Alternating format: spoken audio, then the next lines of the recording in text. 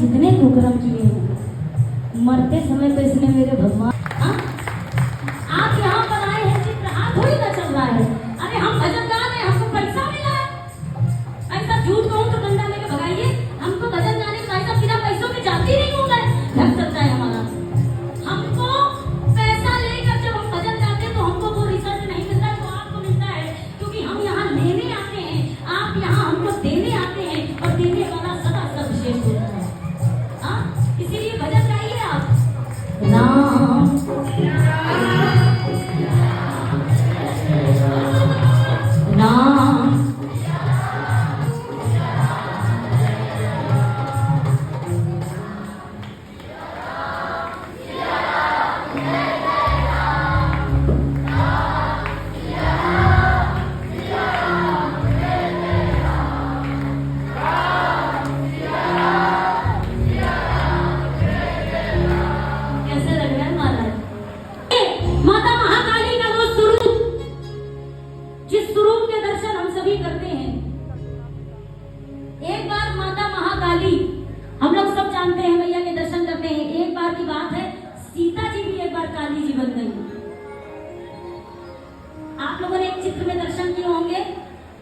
शंकर जी लेटे हुए हैं, काली माँ का पैर और जिभ्या बाहर है।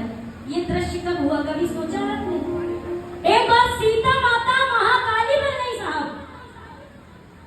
कब बनी सुनो, 10 सिर वाले रावण का वध करने के पश्चात जब अयोध्या नगरी वापस आ चुके थे मेरे राम, तो एक बार सीता जी और राम जी बैठे हुए थे। ध्यान से सुनना, सीता जी मुस्कुरा रही थी तो राम जी ने सीता जी से कहा, देखा 10 सिर वाले रावण का वध हमने कर दिया।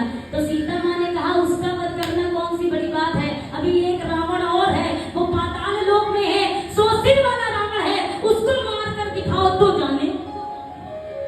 भगवान श्री राम कहने लगे, इसमें कौन सी बड़ी बात है।